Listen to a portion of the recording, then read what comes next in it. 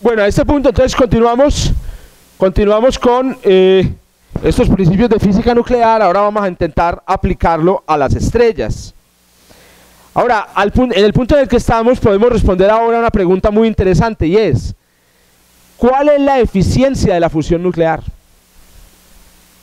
¿Se acuerdan de qué era la eficiencia? La eficiencia es: un cuerpo tiene una energía que es m por c cuadrado, esa es la energía total que tiene la silla. La eficiencia es qué fracción de esa energía yo puedo sacar de ahí. Entonces nosotros vimos que si yo quemo la silla con un fósforo, puedo sacar, ¿se acuerdan cuál era la fracción? Si yo quemo la silla con un fósforo, ¿cuánta parte de la energía total de la silla puedo sacar? ¿Se acuerdan del número? 20 millones es lo que puedo sacarle a un kilo de madera o de silla. Pero a toda la silla le puedo sacar, sin importar de su masa, 10 a la menos 10. Cojo la masa, la energía de la silla, la multiplico por 10 a la menos 10 y eso me da toda la energía que puedo sacar. Si la silla fuera radioactiva, ¿cuánto era? 10 a la menos 6. Esta pregunta pues está ahí en la presentación, simplemente quiero ver si de pronto lo recordaba, en el orden de magnitud. Si la silla fuera radioactiva, de toda la energía de la silla podría sacar una millonésima. Ahora, si la silla fuera hidrógeno y lo fusionara, ¿cuánta energía podría sacar? Y aquí está el número. Para hacerlo, hagámoslo con el deuterio. Con el deuterio.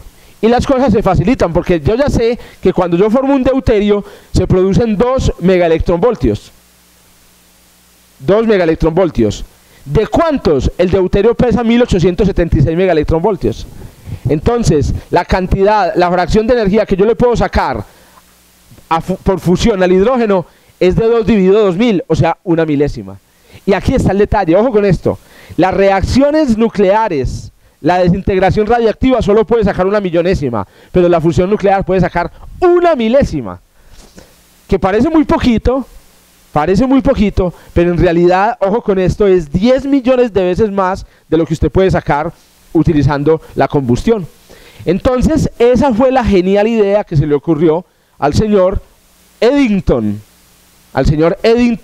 Alrededor del año 1920. El señor razonó de esta manera: ¿cuánta energía tiene todo el Sol en total? Toda su masa. Ya vimos que era 2 por 10 a la 47 julios. Listo. Entonces, si el Sol fusionara hidrógeno, ¿cuánta energía le podría sacar? Entonces él dijo: simplemente multiplico lo que tiene en total por 1/1000 y le da 2 por 10 a la 44 julio. Pero ¿cuánto necesita para brillar desde el hace 4.500 millones de años hasta acá? 6 por 10 a la 44. Por 10 a la 43. ¡Voilá! Si el Sol fusiona, si el Sol produce energía por fusión, tiene suficiente energía para brillar desde hace 4.500 millones de años. Miren, el razonamiento fue un razonamiento con cálculos de orden de magnitud, con usar 1/1000. Eddington nunca dijo cómo se fusionaba la materia dentro del Sol. Es más, si ven la fecha, Eddington ni siquiera sabía que el Sol estaba hecho principalmente de hidrógeno. Él lo único que sabía era que la fusión nuclear le podía producir 1/1000 de la energía que tenía el Sol. Más allá de eso, inclusive, si usted toma cuánta energía entonces puede sacarle el Sol por fusión, que es 1/1000, y la divide por cuánta energía produce por segundo, el número le da un dato que es histórico en la astronomía. Si usted divide 2 por 10 a la 44 julios entre la luminosidad del Sol, que es 4 por 10 a la 26 julios por segundo, le da 5 por 10 a la 17 segundos, que convertido en años da 10.000 millones de años. Un cálculo elemental usando E igual a mc cuadrado, usando 1/1000 y usando la luminosidad del Sol que se puede medir, le dice a usted cuánto podría vivir el Sol en total fusionando lo que fuera. Y el resultado es el número que conocemos hoy por hoy. El Sol, fusionando lo que sea, puede vivir 10.000 millones de años. Lleva 4.500 millones, o sea que le queda la mitad de su vida. Miren cómo uno puede saber la vida de una estrella, es increíble, la vida de una estrella con unos cálculos de orden de magnitud y con la persona que lo guía para cuáles son los cálculos correctos. Miren que de esa misma manera usted podría calcular la vida del Sirio. ¿Cuánto va a vivir Sirio? Entonces, ¿qué número necesita? A ver, tratemos de mirar. Vamos a calcular cuánto va a vivir Sirio. Vamos aquí, Sirio. Vamos a hacer este ejercicio entre todos. Cuéntenme, ¿qué datos necesitamos para saber cuánto tiempo va a vivir Sirio? La masa de Sirio, listo. ¿Cuánta masa tiene Sirio? Tendremos por ahí el dato, busquemos las tablas. Eso, vean, ¿cuál es que es tu nombre? Dianita, como Dianita, juiciosa, tiene todas sus... Miremos a ver si en alguna tabla que hemos visto tenemos la masa de Sirio. Sirio. La masa de Sirio no la tenemos. ¿Cuántas veces más que la masa del Sol la tenemos? ¿O no? Elena, ¿cuántas veces va a ir? ¿La estás buscando en Wikipedia? 2 veces la masa del Sol tiene Sirio. 2 veces la masa del Sol. Bueno, ¿qué otro número necesitamos? Bueno, si ya tenemos la masa, ¿qué podemos sacar con la masa? Queremos calcular la edad, entonces queremos saber cuánta energía le podemos sacar a esa masa. Listo. Entonces, ¿qué necesitamos calcular ahora? Teniendo la masa. Podemos calcular cuánta energía total tiene. ¿Cuál es el total de energía que tiene la estrella? El total es la masa de Sirio por la velocidad de la luz al cuadrado. Pero como es 2 veces la del Sol, ya tenemos la respuesta ya. Es 4 por 10 a la 47. O sea, Sirio tiene el doble de energía. Listo. ¿Qué sigue a continuación? Ya sé cuánta energía tiene en total Sirio. Esto es lo que él tiene en la fiducia. Esto es lo que él tiene. ¿Qué necesito a continuación? ¿Cuál es la que me puede entregar con fusión nuclear? O sea, del total, él no me va a dar el total nunca. Él me va a dar solamente una parte. ¿Qué parte? Me va a dar P por mc cuadrado. ¿Qué es P? Es la eficiencia. Y la eficiencia de la fusión nuclear es 10 a la menos 3. ¿Cierto? Entonces, Sirio no me va a dar 4 por 10 a la 47, sino ¿cuánto? 4 por 10 a la 44. 1000 veces menos. Esto es lo que me va a dar, lo que me puede dar Sirio por fusión. Ahora, ¿qué necesito? Ya sé cuánto tiene Sirio en total en potencia para entregarme como fusión. ¿Qué necesito para saber cuántos años ha vivido Sirio? ¿O cuántos años va a vivir Sirio? Necesito a qué ritmo se está gastando esta energía. O sea, necesito la luminosidad. ¿Qué luminosidad tiene Sirio? Esa sí está por ahí en la tabla, ¿no? ¿Cuánto? 26. Redondeos el billetero, no me digan 26. 30. Sirio produce 30 veces la luminosidad del Sol. Allá tengo la luminosidad, que es 4 por 10 a la 26. ¿Cuánto da eso multiplicado por 30? Entonces me da 120, eso, 30 por 4, 120, están haciendo las operaciones como debe ser, y 120 redondeos el billetero es 100, que es 10 a la 2, por 10 a la 26, da 10 a la 28. No se dejen intimidar por este cálculo rápido que estoy haciendo aquí. Recuerden que yo he editado muchas conferencias, me ha tocado hacer ese cálculo muy rápido en medio de la conferencia. Usted lo hace más despacio. Ya tengo entonces cuánto... Sirio es una bestia, produce 100 veces más, ¿cierto? Produce en total aquí 100 veces no, produce 10 a la 28 julios cada segundo. Tengo cuánto va a producir en total en su vida. Tengo cuánto produce por segundo. Entonces, ¿cuántos segundos va a vivir Sirio? Divido lo que me va a entregar, 10 a la 44, dividido lo que produce cada segundo, 10 a la 28 julios por segundo. ¿Cuánto me da ese número? Me da 4. 10 a la 44 menos 10 a la 28, ¿cuánto da? Eso da 16. 4 por 10 a la 16 segundos. Señoras y señores, ustedes acaban de saber cuántos segundos va a vivir Sirio. Nadie le preguntó a Sirio, nadie ha visto a Sirio nacer ni morir. Eso es un asunto intelectual, es increíble. Este es el sueño de Pitágoras, ¿cierto? Que a punta de numeritos enteros uno puede lograr llegar a una respuesta como esta. Bueno, pero para convertir esto en algo que la gente entienda, tenemos que convertir esto en millones, en miles de millones, en lo que sea de años. ¿Cómo convertimos esto en años?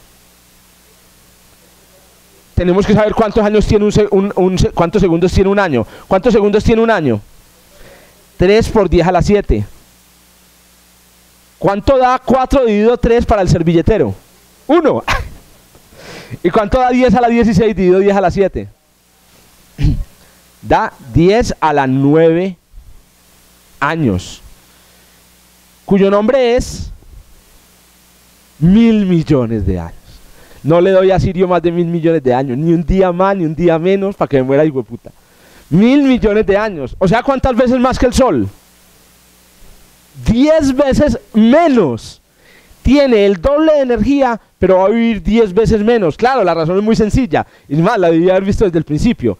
Él tiene el doble de energía, pero consume a 30 veces más. Entonces ahí se ve que es 10 veces menos. Lo debía haber dicho desde el principio. Claro, es que uno lo puede ver desde el principio. ¿Cuántas veces más en masa y cuántas veces menos energía? Dividir cuántas veces más masa entre cuántas veces más energía, le dice usted cuánto menos vida tendrá la estrella. Y usted, entonces, sí señor. Correcto. Fercho dice una cosa muy importante que se me hizo el microfonero. Hey. No te voy a dar ganado al curso.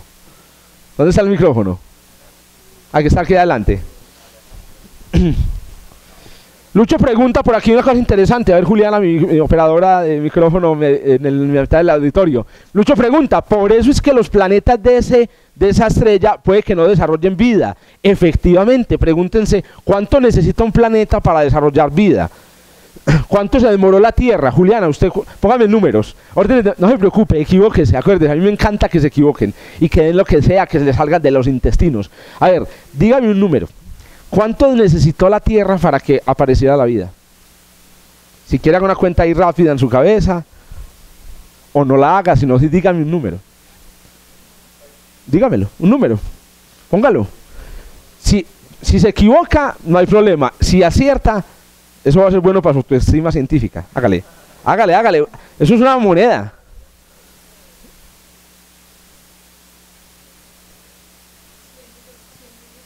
¿100.000 millones de años? No. 100.000 millones de años no va. Pero mira que al mismo te diste cuenta por qué te equivocaste. ¿Cómo va a ser 100.000 millones de años si el universo es 13.000? Entonces te va a dar una segunda oportunidad. No es 100.000 millones de años, diga otro, adivínelo. No se preocupe, Juliana. 500.000 años. 500, no tampoco. Pero bueno, listo, ya, no, la autoestima no, pero fue una moneda. Usted lanzó una moneda y la moneda no le cayó cara esta vez, pero bueno. ¿Cuánto se demoró? Si usted arranca, ¿cuánto? 1.200 millones. Tienen el valor preciso, claro, que cogieron. Nacimiento de la Tierra, 4.500. Primera evidencia de la vida en la Tierra, hace 3.500 millones de años. Es evidencia. Entonces es del orden de 1.000 millones de años. Juli, tomó nota mental. 1.000 millones de años. Ese es el tiempo que le tarda a un planeta en armar vida. Bueno, esa es una estadística hecha con un caso. Pero bueno, es como ¿por quién va a votar? Y no le pregunta a la abuelita y lo que diga la abuelita es lo que va a pasar. No. Pero digamos que la física nos enseña un poco que los procesos pueden tomar tiempo. Resulta que la Tierra, como el Sol va a vivir 10.000 millones de años, la Tierra tiene tiempo para que aparezca la vida microscópica e inclusive, ¿cuánto tiempo pasó para que aparecieran los primeros organismos complejos y los primeros ecosistemas con bichos grandes? Desde que surgió la vida, ¿cuánto tiempo pasó para que apareciera la vida más compleja de la Tierra? 3.000 millones de años. Hace 500 millones de años se produjo una explosión de diversidad de formas de organismos macroscópicos y esa diversidad es la que nos tiene finalmente organismos como nosotros. Les tomó 3.000 millones de años. O sea que a la Tierra le costó fabricar cosas relativamente visibles 4.000 millones de años. El Sol puede vivir 10.000, no hay problema, pero Sirio, en los planetas que hay alrededor de Sirio, no tienen esa oportunidad. Por eso es que la vida no se busca en todas las estrellas. La vida se busca en estrellas más livianas que el Sol, que pueden vivir miles de millones, mucho más que 10.000 millones de años. Mucho más. Estrellas de punto 5 masas solares. Puede vivir mucho de la vida como la conocemos. Gracias, doctora, por la... Hay que ser cuidadoso con lo que se dice. Muy bien. Miren, y no hemos dicho cómo se fusiona. No sabían siquiera que era hidrógeno. Es increíble que con tan poco usted pueda saber tanto. Eso es, digamos, lo que nos atrae a muchos hacia la ciencia. Bueno, pero una vez Eddington se da cuenta de esto, inmediatamente salen los físicos y se preguntan, pero a ver, usted con unas cuentecitas así me va a llegar a responder todo sobre las estrellas, ¿no? Vamos a investigar si efectivamente lo que usted está diciendo es verdad. Y la cosa que más les preocupaba a los físicos de la época era el hecho de que para para que la fusión nuclear ocurra, se necesita unir protones que son altamente, tienen una alta alergia a otros protones. ¿Cómo hace el Sol para unir un protón con otro protón? Esa fue la pregunta que se hicieron inmediatamente. La fusión nuclear, muy bonito, pero dos protones. Ustedes saben que en la Tierra llevamos un tiempo intentándolo y es durísimo. ¿Saben por qué hay fusión nuclear aquí en la Tierra? Por las bombas nucleares. ¿Cómo hacen para que haya fusión nuclear en una bomba de hidrógeno? Primero tienen que hacer explotar una bomba de uranio. Todas las bombas de hidrógeno llevan una bomba de uranio. La bomba de uranio explota y calienta el gas a una temperatura tan alta que ocurre la fusión. La temperatura que tiene a la que está una bomba nuclear de uranio en la explosión puede llegar a ser de 1000 millones de grados. 1000 millones de grados. ¿Cuál es la temperatura del centro del Sol? ¿Se acuerdan? 15 millones, 10 millones. ¿Alguien calculó la de otra estrella? Alfa Centauri. ¿Cuánto? Más o menos lo mismo. Otra. La tarea, estamos hablando de la tarea 8. Akernar, ¿cuánto te dio? 100 millones. 100 mil millones. Uy, demasiado. Altair, 200 millones Altair. Eso. Ni siquiera Altair tiene la temperatura de una bomba nuclear. Ni siquiera Altair. Entonces la pregunta de los físicos nucleares, ¿cuánto te dio Centauro? 20 millones. Esas son las temperaturas de las estrellas. Entonces los físicos de esa época dijeron, por favor, está bien, listo, la solución es la fusión nuclear, pero ¿cómo vamos a explicar que haya fusión nuclear? La explicación tomó un tiempo, y lo más increíble es que la única manera de hacerlo fue utilizando la teoría cuántica. Les cuento lo siguiente: la fusión nuclear, aunque nos parezca y todo el mundo le cuenten que es un proceso maravilloso que crea los elementos químicos y que las estrellas se alimentan de eso, es de los fenómenos más extraños del universo. Y por extraño me refiero a de los fenómenos más improbables de todo el universo. Estos son tres hombres que quiero presentarles y que fueron la clave del descubrimiento o de revelar los detalles de ese proceso. George Gamow, Hans Bethe y Fred Hoyle.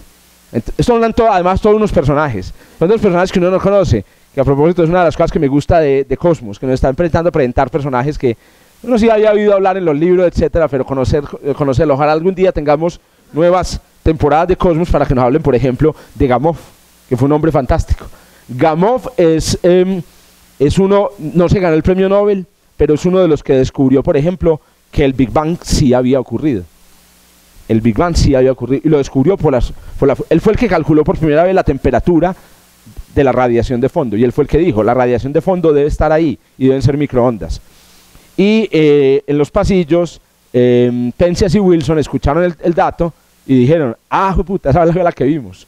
Entonces fueron, la reportaron y se ganaron el premio Nobel. El premio Nobel se lo deben haber ganado Penzias, Wilson y Gamow. Fred Hoyle era un medio loquito, personaje medio loquito. Toda la vida peleó contra la Big Bang. Al morirse, y se murió en los años 90, se murió diciendo el Big Bang ni por el hijo de puta. El tipo creía que el universo se estaba expandiendo y a medida que se expandía se creaba materia nueva.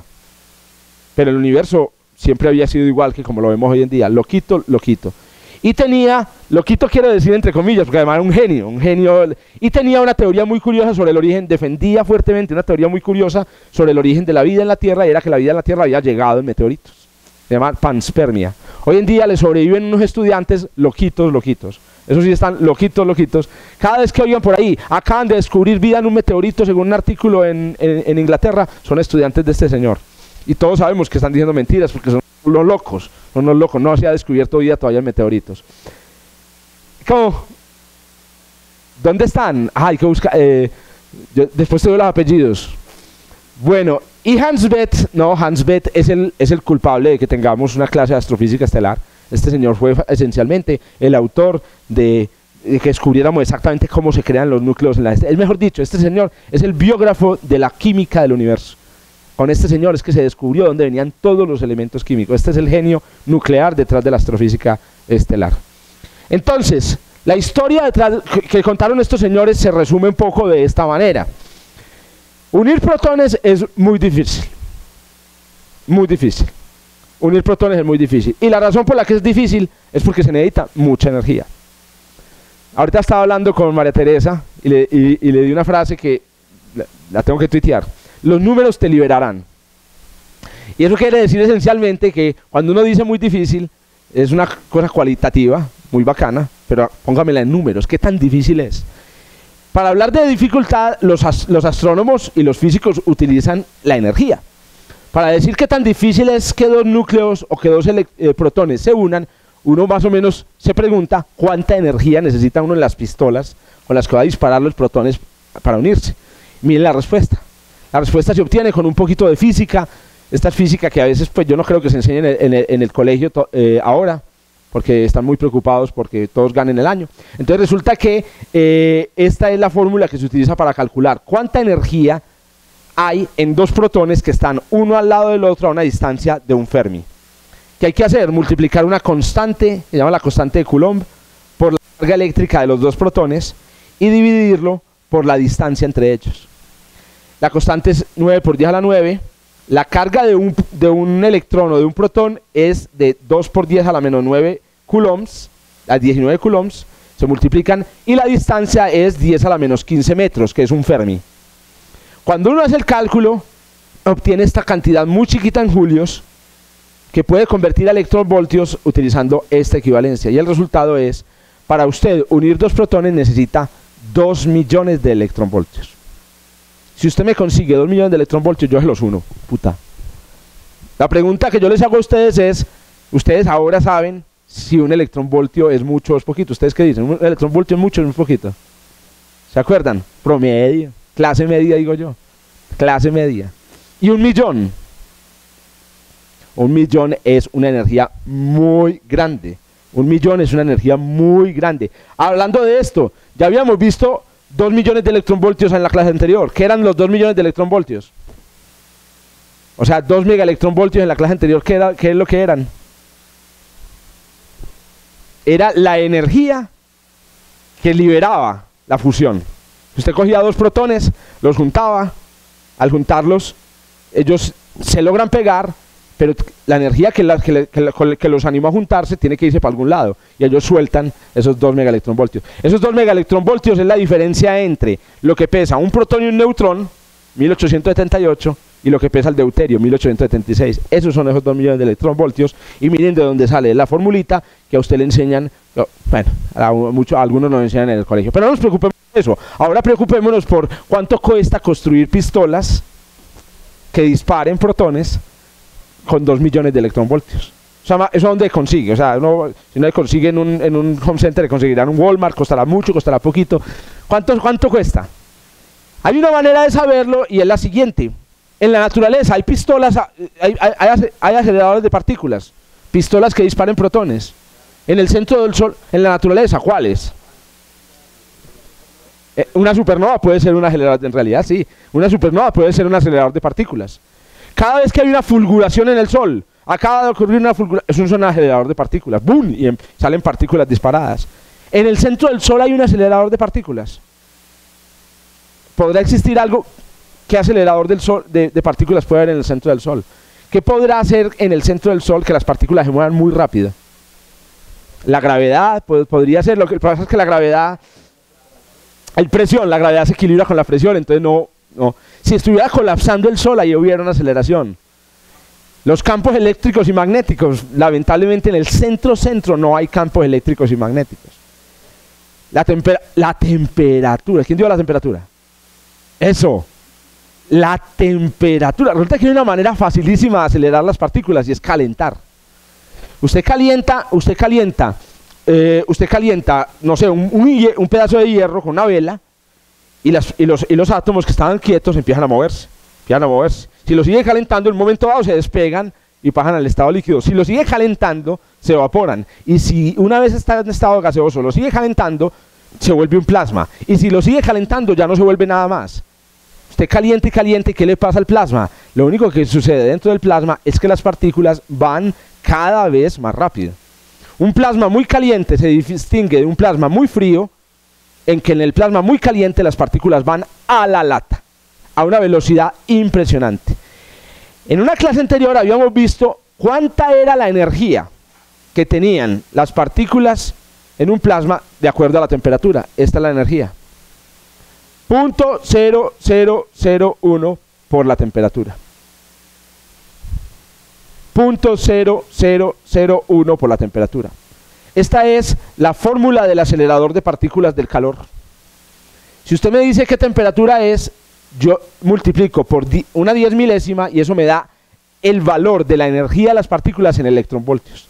Y entonces yo les pregunto, ¿qué temperatura debe tener un gas para que la energía de movimiento sean 2 millones de electronvoltios? Para que multiplicar .0001 por la temperatura me dé 2 millones de electronvoltios, la temperatura tiene que ser inmensa. No sirve un millón. No sirve un millón, ¿por qué? Porque si pone que un millón, esto es 10 a la menos 4 por 10 a la 6, le da 100. Imagínense, en el centro del Sol, a 1 millón de grados, o en el Sol, a 1 millón de grados, las partículas solo tienen 100 electroncitos voltios, chichipatas. Y en el centro tienen 1000 electronvoltios, rechichipatas. Para poder producir fusión nuclear, uno necesita una temperatura de 20.000 millones de grados.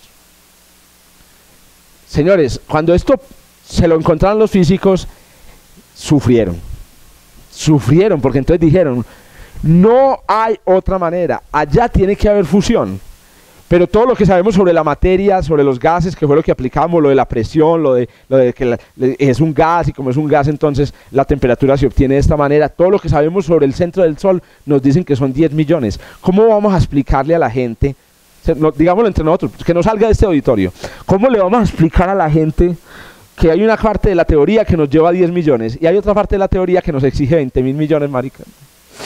Y la preocupación no es que no vaya a ser capaz el Sol, no, la preocupación es que el Sol es capaz. La preocupación es usted cómo va a reconciliar dos cosas que la física le dice que no coinciden.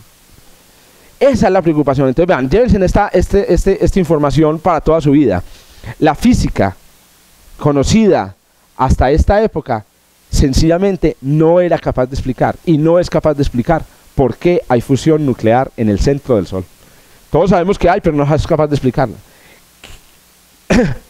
¿Qué es lo que salva a la patria? La física cuántica. La fusión nuclear en el centro de las estrellas es un fenómeno cuántico. Y eso es un descubrimiento de este señor, de Georges Gamow. Para la época de Gamow, la teoría cuántica ya estaba desarrollada. A ver, si alguien quisiera decirme aquí, vamos a ver a los intestinos de quién ponemos a hablar, espera. Vamos a hablar a los intestinos de, ¿cómo es que te llamamos? De Federico. Federico, si tú me quisieras resumir en pocas palabras, ¿cuál es el corazón de la teoría cuántica? ¿Tú qué dirías? A ver, ¿qué dirían tus intestinos o lo que tú recuerdes? Principio de incertidumbre. Bueno, ¿y qué dice el principio de incertidumbre?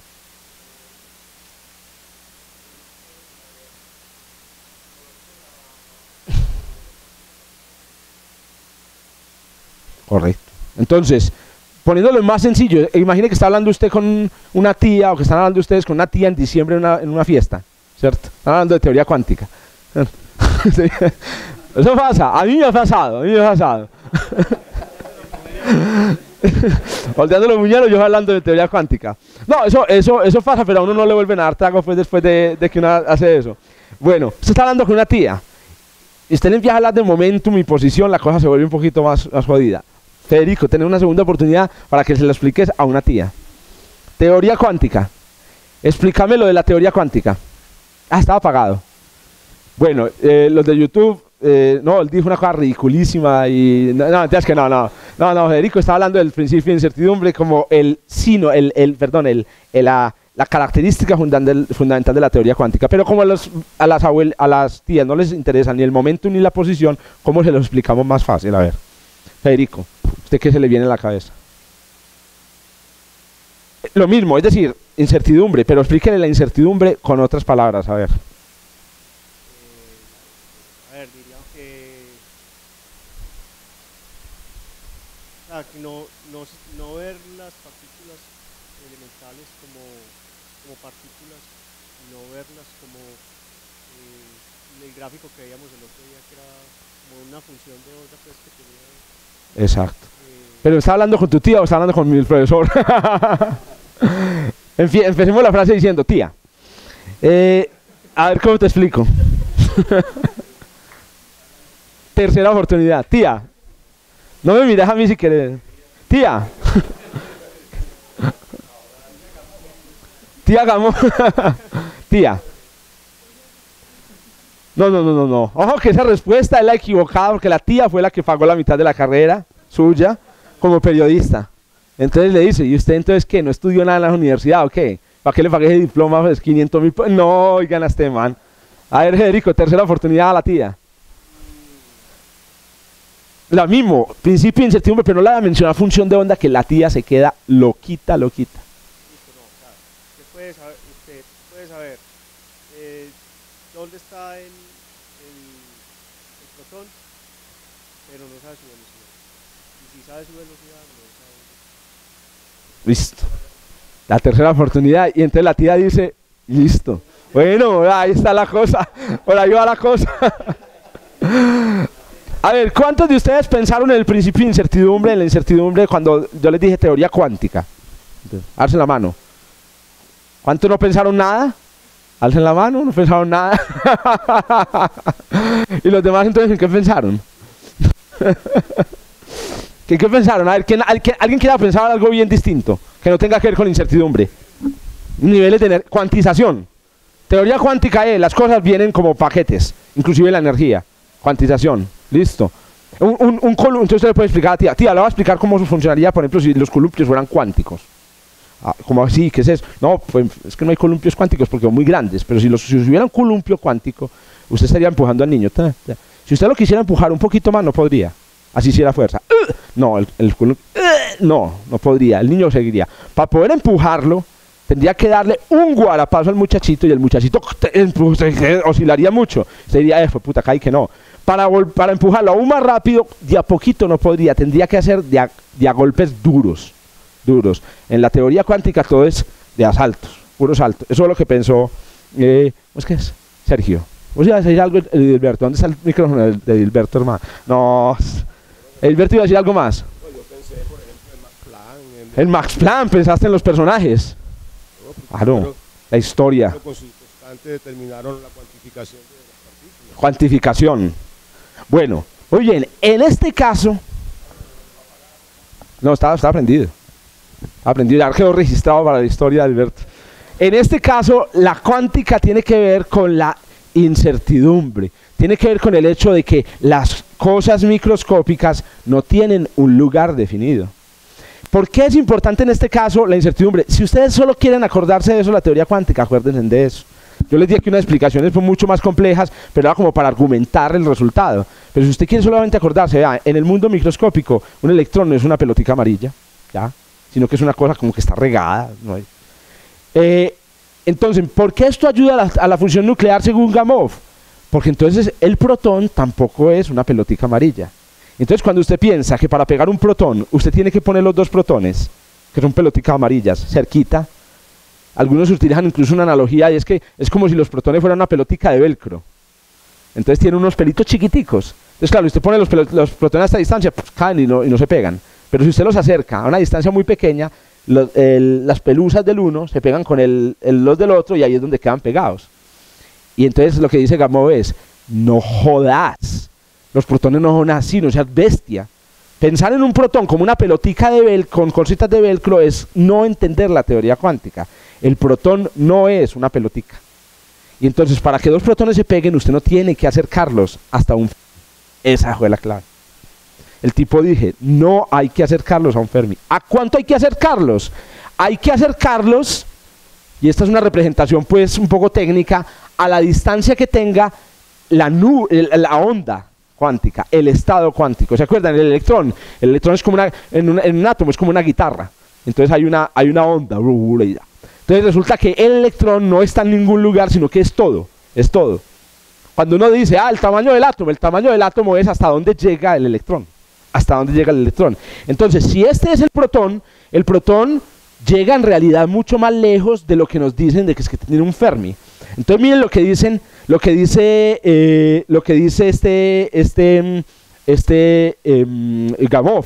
Gamow dice, vea hombre, utilizando la teoría cuántica yo le puedo a usted calcular de qué tamaño es el estado de un protón en el centro del Sol. Lo calculó y vea lo que le dio.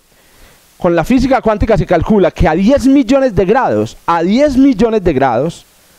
el estado de un protón, la incertidumbre en la posición de un protón es de 1000 Fermis. 1000 Fermis. O sea que usted tiene un protón aquí y usted lo busca aquí en el centro y lo encuentra muchas veces. Pero si usted lo empieza a buscar aquí, por aquí, al protón, cuando uno dice buscar, significa que usted llega con un instrumento de medida, con una linterna. ¿Será que está aquí este hueputa? ¿Será que está? Acuérdense que la teoría cuántica lo que dice es, cuando usted encuentra el protón, ¡pum!, apareció el protón, en realidad lo que usted está es obteniendo una respuesta de la interacción con la función de onda. Eso que usted vio ahí es el resultado de juntar la luz con la función de onda. Pero ver el protón ahí no significa que el protón ha estado ahí, que estaba escondido y que usted no lo había visto.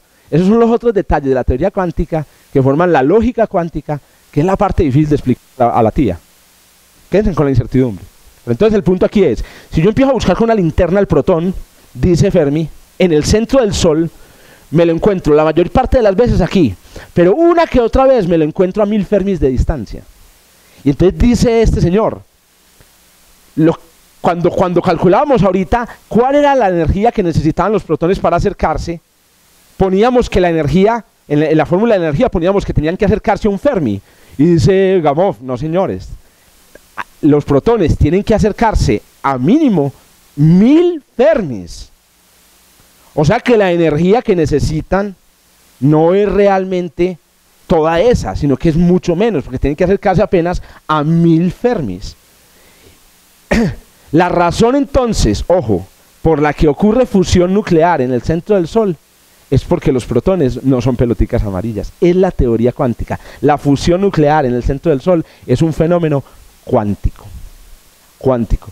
Entonces en la mañana que usted salga a la piscina el domingo a solearse, usted está diciendo, pues puta, saber que si no ocurriera este milagro cuántico yo no me podría estar quemando aquí la axila, hermano. Increíble, weón. La mecánica cuántica explica el bronceado de las axilas, en otras palabras. Bueno, entonces, no tienen que tocarse mutuamente los protones pueden estar muy lejos, pero esto crea una condición nueva muy interesante. Entonces miren cómo se ve más o menos esto en mecánica cuántica. El protón viene y se aproxima, los protones vienen aproximándose y lo que se viene aproximando es esa nube de incertidumbre. Y cuando están a 1000 Fermis, ¿qué pasa? Dos protones a 1000 Fermis de distancia. Esa es la pregunta, una pregunta tipo examen de este curso. Cuando dos protones están a 1000 Fermis de distancia, según la física de las peloticas amarillas, están a 1000 Fermis de distancia. Pero según la teoría cuántica, los dos protones, los dos estados de los dos protones están ya tocándose. ¿Y qué puede pasar? Que el estado de uno le pregunte al estado del otro, ¿oíste, estás ahí? Y la respuesta puede ser no. Y los protones se van. Entonces miren lo que pasa. Un protón le va a representar teatralmente un protón en el centro del Sol. Está el protón en el centro del Sol viajando a una velocidad de 1000 electronvoltios. Es que necesito otro protón. Un voluntario para otro protón. No. Alberto, usted sería mi protón. No, ok, listo. Entonces resulta que yo soy el protón y voy por ahí y voy a la lata y veo venir allá otro protón. Y el protón empieza a aproximarse a mí. Y llegamos con la energía del centro del Sol a 1000 Fermis de distancia. Y nuestros estados se tocan. Y al tocarse se preguntan, ¿estás ahí? Y la mayor parte del tiempo dicen no. Y el otro se va. Entonces el protón está así, tan, rebota contra otro, tan, rebota contra otro, tan, rebota contra otro, tan, rebota contra otro. ¿Cuántas veces tiene que rebotar? Cada vez que rebota compra una boleta. Una boleta de un baloto ni el hijo de puta. La probabilidad, les voy a decir de una vez el número, la probabilidad de que en el centro del Sol las dos nubes se toquen y al tocarse se pregunten, ¿estás ahí? Y la respuesta sea así, es de 10 a la menos 25. 10 a la menos 25. La probabilidad de ganarse el baloto es 10 a la menos 7. Pero la probabilidad de que un protón, la nube de un protón, choque otro en el centro del Sol es 10 a la menos 25. Es tan baja la probabilidad, aquí está la energía, bueno, es tan baja la probabilidad, es tan baja la probabilidad que se calcula, ojo pues, se calcula que un protón se pasa, en promedio, 1.000 millones de años chocando contra otros antes de fusionarse. Cada protón en el Sol va dando tumbos contra otros y es tan baja la probabilidad que tiene que pasar 1.000 millones de años antes de que se fusione contra otro.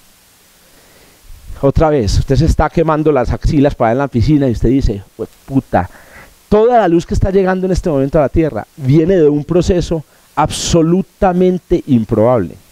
Esto es un milagro. O sea, la probabilidad de que una persona la toque el Papa Juan Pablo II y cure de cáncer es como de 10 a la menos 5. 10 a la menos 5, esa es la probabilidad. Y uno se curó. O sea, tipo, ¿cuántas personas curó? Dándole la mano. Es más, y es la misma que si yo los toco.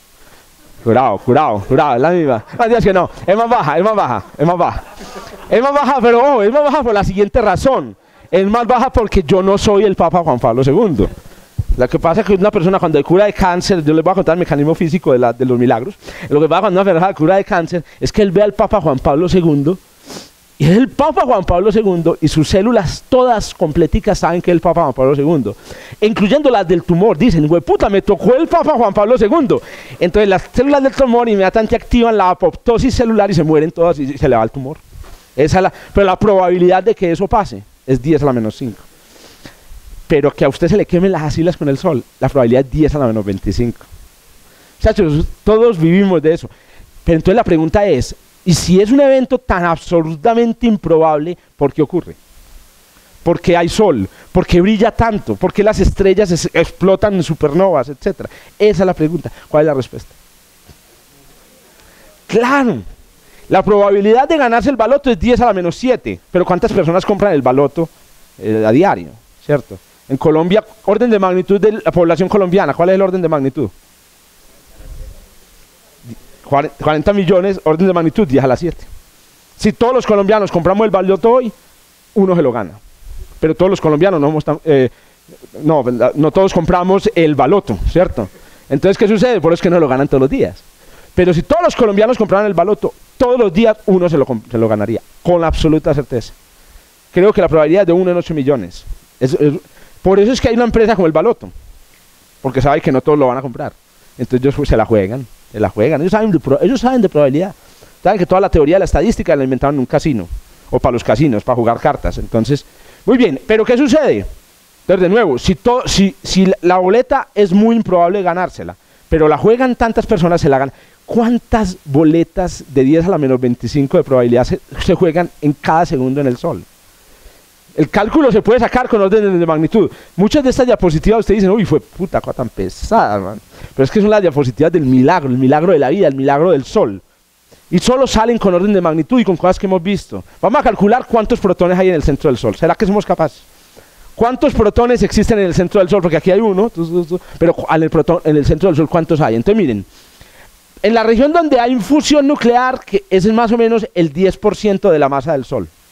O sea, no todo el sol está a 10 millones, solamente 10% está a 10 millones. Listo.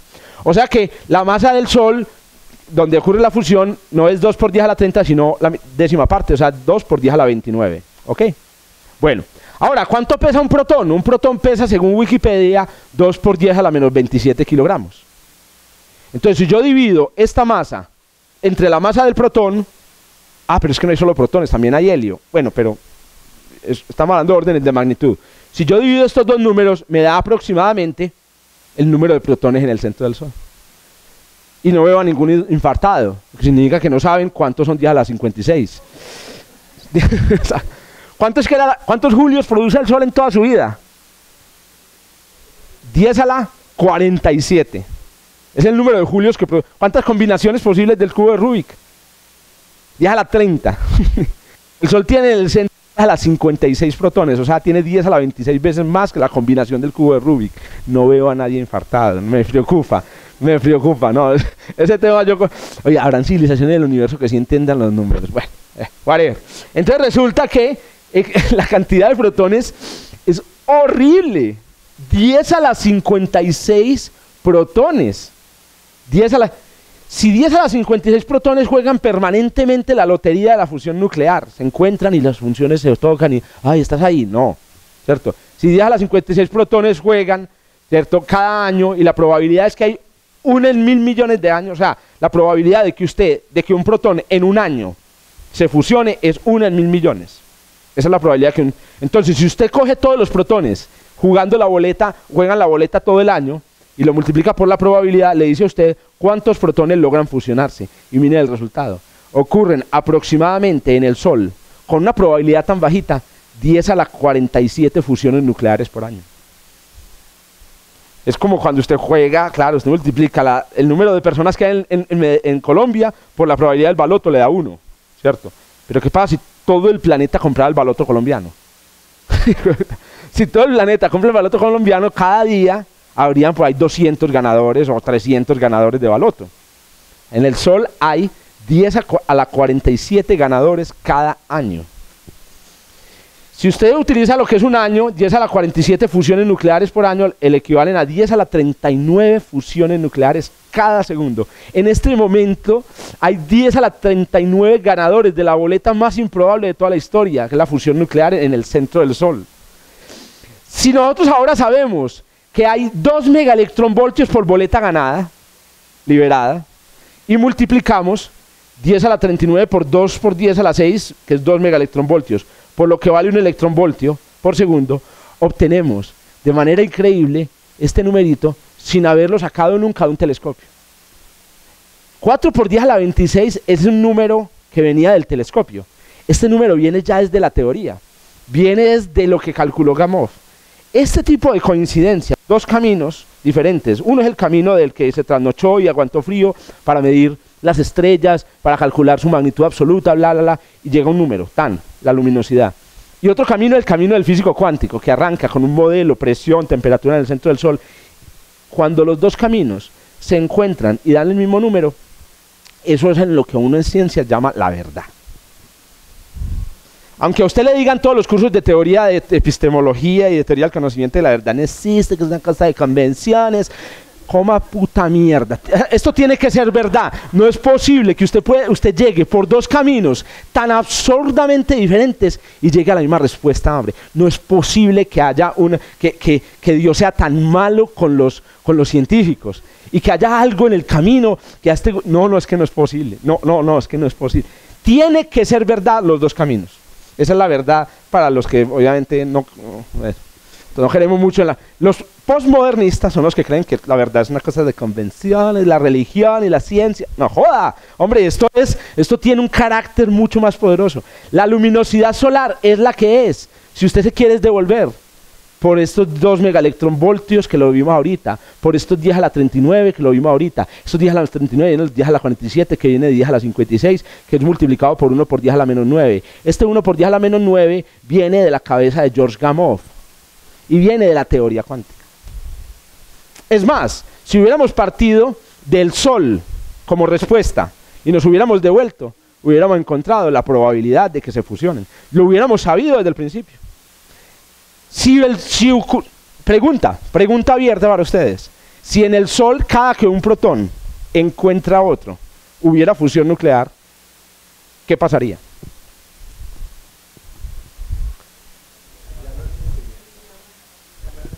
Se moriría más rápido.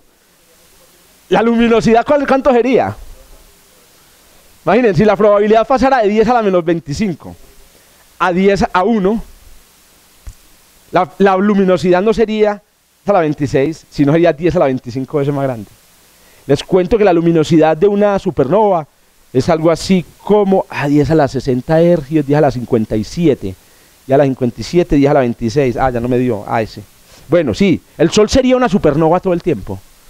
Estaríamos completamente chicharronados absolutamente si la fusión nuclear. Gracias a Dios la fusión nuclear, la bendición, la fusión nuclear es rara, hijo de puta. Porque si la hijo de puta fuera común, estaríamos chicharronados y las estrellas durarían una fracción de segundo. Se apagarían, se extinguirían como un fosforito.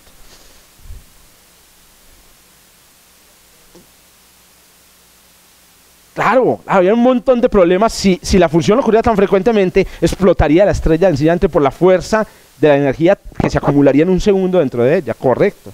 La estrella se mantiene ahí estabilizada, es porque la energía sale al ritmo que sale. Pero les repito, la razón de todo esto es la teoría cuántica. La teoría cuántica está en el corazón. Ya no solo es el celular, sino que también es la bronceada de sobaco. Claro. Entonces ahora les pregunto a ustedes, ya que tienes, ¿por qué no hemos podido? ¿Por qué no hemos podido en la Tierra con la fusión nuclear? Por la probabilidad. Usted puede calentar, y aquí se calenta fácil. O sea, usted no sé si han visto en Home Center, yo siempre menciono Home Center, otra vez más allá ahí en... vamos a cobrarle a Home Center, podríamos cobrarle a Home Center esta propaganda en YouTube. Usted va a Home Center y a usted le venden en Home Center un horno de 10 millones de grados, pero con toda seguridad. Hágame el favor y me vende un horno de 10 millones de grados. Se lo venden. 10 millones de grados es una cosa alcanzable técnicamente. 10 millones de grados, que 10 millones de grados no es una cosa alcanzable. Láser poderoso. Entonces, ¿por qué no se puede hacer fusión nuclear si nosotros podemos producir 10 millones de grados cagados de la risa en la Tierra? Por la cantidad de partículas y la probabilidad. Entonces, la probabilidad es la misma de bajita que el Sol. Pero en el laboratorio, en esa olla de sancocho nuclear que usted tiene ahí, no tiene 10 a la 56 protones. Tiene 10 a la 23 protones, tiene 10 a la 30 protones. Entonces usted prende el horno, no, parce, no, y no hay nada, sí, están ocurriendo 3 fusiones nucleares, 4 fusiones nucleares, y usted tiene prendida esa huevonada, 10 millones de grados, y usted ve 3 fusiones nucleares. No, saque esas 3 fusiones nucleares que con eso hacemos alguna cosa. No, fue puta, no le da a uno las cuentas, porque entonces uno para mantener a 10 millones de grados tiene que meter una cantidad de energía, ni la dijo el diablo. Y solo obtiene de la olla 3 fusiones nucleares. No hemos podido con la fusión nuclear porque la eficiencia no es la correcta. Necesitamos llegar al punto en el que usted gaste tanta electricidad y tanta energía para prender la olla como la que le devuelve la olla. Y para eso se necesita, o bien, ¿qué necesitaríamos entonces para hacer fusión nuclear en la Tierra? Una olla más grande. Tamaño típico de la olla, el tamaño del Sol. Entonces, si me trae una olla del tamaño del Sol, yo le prendo, pues, puta la cosa. Maluco, listo, descartado. Entonces, ¿qué otra cosa necesita? Más temperatura. Porque si usted aumenta la temperatura, ¿qué es lo que sucede? Porque aumenta la probabilidad. O sea, ¿y qué pasa? Que se mueva más rápido. Se van a compenetrar más las funciones de onda. Los estados cuánticos se van a compenetrar más. Y aunque no van a llegar a un Fermi nunca, que es muy difícil, a 1000 millones de grados se compenetran tanto que la probabilidad ya no es 10 a la menos 25, sino 1 en 1.000.000. Y en 1 en 1.000.000 usted ya con eso desaparece una ciudad, que es lo que estábamos buscando, ¿cierto? Bueno. ¿Qué hubo? Una pregunta, ahí que dice que George Gamow había calculado lo de el estado cuántico que era de 1000 Fermis con la temperatura. Eso es, o sea, directamente proporcional, o sea, ese estado cuántico aumenta o disminuye dependiendo de la energía. Exacto, entonces, si uno aumenta la temperatura, ¿qué tanto aumentaría el estado cuántico? ¿Vos estás viendo astrofísica moderna este semestre en la universidad? Ah, ¿por qué no? ¿No te la dejé coger? Ah, suicidio académico, estuviera suicidado. Nosotros tenemos un curso de 5º o 6º semestre, llama Astrofísica Moderna, donde se ven estas cosas peor, y peor de duro. Además uno tiene que ganarla para que no lo echen de la universidad, es más difícil. En cambio usted aquí, si pierde, no, a lo sumo yo le doy una carita triste. A ver, este muchacho lo sacan de la universidad 5 años. Hay una cosa muy interesante, el tamaño, la longitud de onda de la onda cuántica es inversamente proporcional a la raíz cuadrada de la energía. Esto es física cuántica. A esto se le llama la longitud de onda de de Broglie. Entonces hay una paradoja. Mire la paradoja. Si usted calienta el hidrógeno, la onda se contrae. La partícula se vuelve más localizada. Si usted aumenta la energía, la partícula se vuelve más localizada. Y entonces, ¿qué sucede? Imagínate que al calentarlo, usted tiene que acercarlos más. Pero miren lo que sucede. La disminución del tamaño de la onda va como la raíz cuadrada de la energía.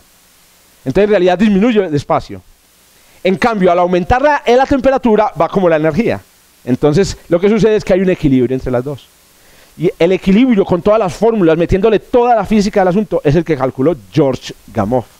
Entonces, para responder a tu pregunta, en realidad, a medida que va aumentando la energía, la onda se va volviendo más chiquita. Pero la penetración, el golpe va siendo cada vez más profundo. Cada vez va siendo más profundo. No hay necesidad de entender esto, por favor, para que esto no interfiera con su conocimiento anterior. Recuerden, es muy sencillo. Para que haya fusión, las ondas se tienen que compenetrar más. Eso es lo único que uno tiene que explicarle a la tía. Entonces, 25 de diciembre, está tomando unos rones con una tía curiosa, ¿cierto? ¿Oíste? ¿Por qué hay fusión nuclear en el Sol? Entonces, vos vas a sentar de día, le vas a explicar nada. Se la tiene que despachar en 3 minutos. 3 minutos. Ese es uno de los eventos más improbables. Usted ha jugado baloto, ya ha jugado baloto con toda seguridad. Es más difícil que ganar el baloto. Pero hay tantas partículas, sí, lo llenan a usted de ron toda la noche. Además le traen los Reyes Magos porque por buena gente. Bueno, muy bien. Pero hay un problema. No hay un problema. Digamos que usted resolvió el problema. Entonces, soluciona el problema del Sol. Por un lado le decía que el Sol tiene 10 millones y por el otro decía que necesita 10.000 millones. Ah, pero considerando los protones bolitas amarillas, quite eso. Con la mecánica cuántica, ¿cuánto necesita? 10 millones, exacto. Es más, con la mecánica cuántica le predigo la luminosidad del Sol, bacano, eso tiene que ser verdad. Hay fusión nuclear en el Sol. Nadie la ha visto pues en la vida, hasta en esa época, pero hay fusión nuclear. Ahora, ¿qué fusión nuclear ocurre? Pues, protón se une con otro protón. Esa es la fusión nuclear, ¿cierto? Entonces, a continuación, llegaron los... digamos, resuelve el problema con la mecánica cuántica y a continuación llegan los cocineros y dicen, bueno, usted me dice que se puede cocinar algo ahí, listo papito, entonces yo le digo que se hace, cogiendo estos granos que hay allá, esta hierba que hay aquí, esta cosa que hay aquí, usted la revuelve y usted hace con eso un sancocho. Vamos a ver qué se puede hacer sumando, porque una posibilidad es el Sol, según esto, solo podría producir deuterio. Unir protón con protón o protón con neutrón solo produce deuterio o helio 2, pero lo que vemos es otra cosa muy distinta. Y ese fue el trabajo de este señor, que es el cocinero de la astrofísica estelar. Este señor se sentó y dijo, listo, voy con un protón. Ecuaciones, listo. El protón se une con otro protón, ¿qué pasa? Como los dos protones son tan increíblemente testosteronudos uno del otro, y ay, puta, te tenés que ir de aquí, etcétera, pero ya los está uniendo la fuerza nuclear fuerte. Hay un debate ahí, entonces que nos separamos, nos quedamos. La naturaleza es muy sabia y rega y convierte, le hace un cambio de sexo a uno de los protones y lo convierte en un neutrón. ¡Pum! El protón que estaba, habían 2 protones y súbitamente este protón se convierte en un neutrón. Esas conversiones pueden ocurrir y pueden ocurrir porque ustedes saben que para convertir un hombre en una mujer o un protón en un neutrón no es sino cambiarle por una parte interna que no se le ve, ¿cierto? Y así es. Ojo, otra cosa es cambiar un electrón por un neutrino. El electrón y el neutrino no tienen estructura. Un electrón es un electrón y un neutrino es un neutrino. Entonces convertimos. En cambio, usted coge un electrón, un protón y un neutrón y usted sabe que el protón ¿qué es? 2 quarks U y 1 quark D. Y el neutrón es 2 quark D y 1 U. Entonces usted lo único que tiene que hacer es hacer un cambio interno de quarks. ¿Cierto? Y entonces eso es lo que hace, es lo que decía Bethe. Entonces cuando usted une 2 protones, el protón se convierte en un neutrón. Tan. Y entonces a continuación siguió, pero la historia sigue. Una vez se forma el deuterio, pensaba Bethe, ¿qué pasa con el deuterio? Lo mismo, va a la lata, se encuentra con otro protón. ¿Qué pasa? Debe haber fusión. Entonces dice Bethe, entonces se forma helio 3. Entonces ojo con esto, el Sol en realidad es una fábrica de helio 3. Porque primero forma deuterio y después forma helio 3. El problema es el siguiente paso, dice Bethe, ya tengo helio 3. Le puede pasar lo mismo. Viene un helio 3 y viene otro protón. ¿Ustedes qué dicen? ¿Es igual de fácil fusionar dos protones o un deuterio con otro protón que un helio 3 con un protón o no es igual de fácil? ¿Será igual de fácil fusionar protones con protones a helio 3 con protón? ¿Por qué no debería? ¿Por qué no debería? ¿Por el gráfico o porque la energía de repulsión es más grande? Estoy reproduciendo para no traerle el micrófono. Porque es más grande. Hay más protones. Claro, es que coger 2 protones y unirlos es separar a 2 tipos cada uno con una pata de cabra. Pero coger un helio 3 con un protón es coger a 2 tipos contra uno, mano. O sea, la cosa se vuelve mucho más complicada. Entonces llega este tipo y dice, voy a hacer lo mismo que hizo Gamow. Vamos a ver cómo es el estado cuántico de un helio 3, el de un protón, lo pongo a 10 millones de grados, le calculo la probabilidad y le dio. Resulta que el tipo coge un helio 3 y lo junta con otro protón y es capaz de producir un elemento de 3 protones. ¿Cuánto es un elemento de 3 protones? Dígame un elemento, ¿cómo se llama el elemento de 3 protones? Litio. Eso. Si usted junta helio 3, ojo pues, entonces aquí es donde entra la aritmética nuclear. Usted sabe, tiene que saber aritmética nuclear, porque es que eso, así es como se cocinan las cosas. Si usted junta un helio 3 con un hidrógeno, se produce entonces un litio. ¿Litio cuánto?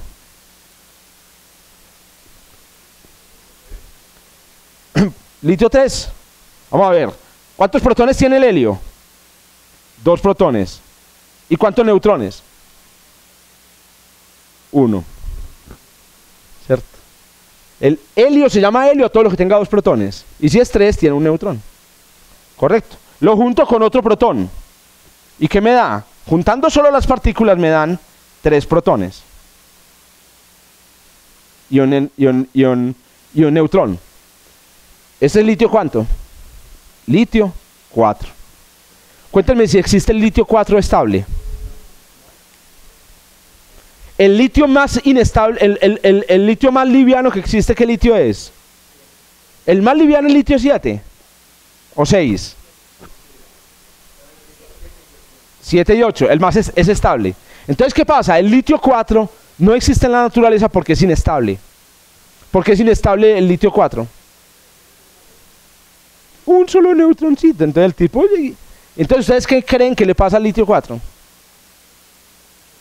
Se puede desintegrar, partir en pedazos. Pero como ustedes ya aprendieron lo del cambio de sexo en la física nuclear, entonces saben qué pasa aquí.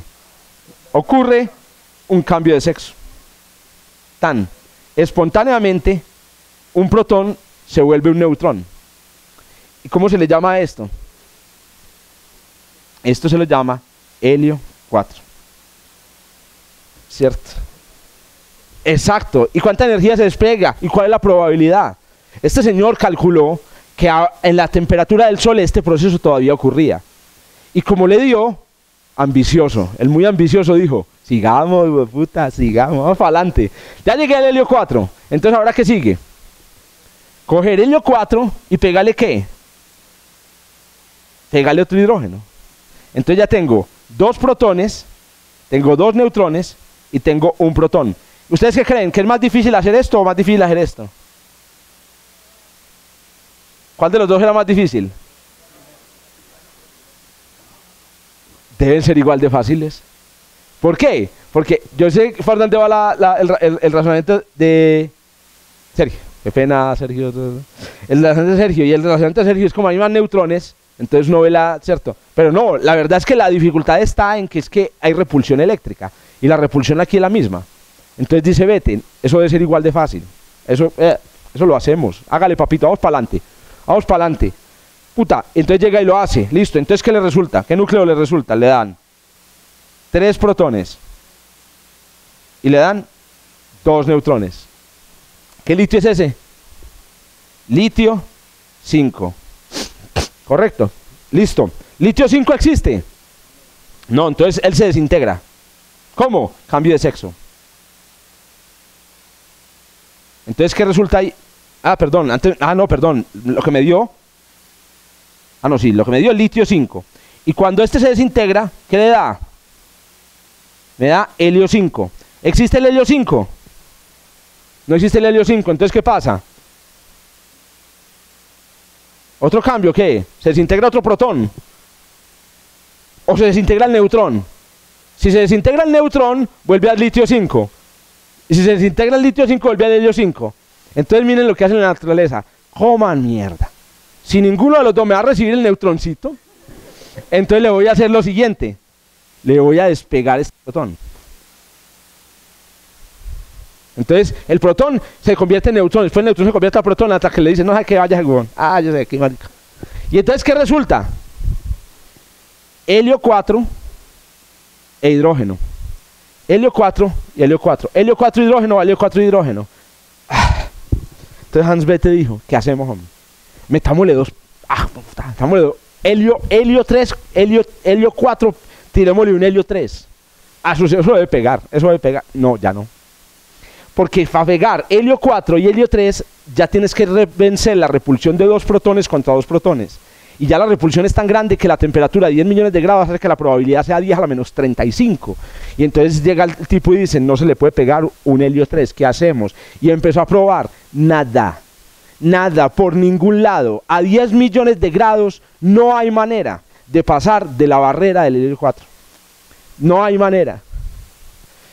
Esto lo hizo en servilletas, en las notas de sus cuadernos, en la casa, le bregaba y al final sacó una teoría. La teoría es, en el centro del Sol, por donde sea que yo haya intentado todas las posibilidades de fusión, normalmente lo que hace es que la fusión nuclear del hidrógeno, con toda probabilidad, lleva a un núcleo de helio 4. Y la fusión debe ser, núcleos de hidrógeno se convierten en núcleos de helio 4. Contemos cuántos núcleos de hidrógeno utilizamos. ¿Cuántos núcleos de hidrógeno utilizamos? A ver aquí. Vamos a ver, entonces, veamos cuál es la cadena de reacciones completa que se inventó Hans Bethe, haciendo esto es una aritmética muy sencilla. Claro, la parte que no es tan sencilla es la de la mecánica cuántica, de calcular si esto sí ocurre a 10 millones y con qué probabilidad. ¿Con qué comenzamos? Comenzamos con 2 protones, ¿sí o qué? Comenzamos con hidrógeno e hidrógeno, 2 protones. Listo, los juntamos. ¿Y entonces qué se produce al juntarlos? Se produce un helio 2. Pero el helio 2 no existe porque es que estos dos aquí es el puente de la patecabra, todo eso. Entonces, ¿qué sucede? Resulta que este ¡pup! Se convierte espontáneamente en un neutrón, ¿cierto? ¿El neutrón es masculino o es femenino? ¿Ustedes qué dicen? Obviamente es femenino, no, pero obviamente es masculino. En realidad las de las patecabras son 2 damas ahí, ¿cierto? Los hombres somos los neutrales. Bueno, entonces resulta que al formarse aquí, se forma deuterio. Al formarse se forma el deuterio, ¿cierto? Y entonces ya uní 2 protones y deuterio, listo. Y después cojo deuterio y le pego otro protón. Entonces es otro protón, deuterio, y entonces ¿qué se forma? Se forman 2 protones y un neutrón. Entonces a esto se lo llama helio, 2 protones y un neutrón. Esto se llama helio 3. Y después al helio 3 le pego otro protón, helio 3, y eso me forma 3 protones y un neutrón. Esto se llama litio 4. Pero el litio 4, ¡pum!, cambio de sexo. El litio 4 produce inmediatamente, en muy poco tiempo, produce 2 protones y 2 neutrones. Y a esto se lo llama helio 4. Correcto. Y ahí no pasa. Él intenta, no, porque por esta cruz bendita que él intenta. Él llega y, no. No. Y entonces, ¿qué sucede? Como resultado final, ¿cuántos protones utilicé? Vamos a ver. 2 protones, 3 y 4. 4 protones fueron utilizados para crear un núcleo de helio 4.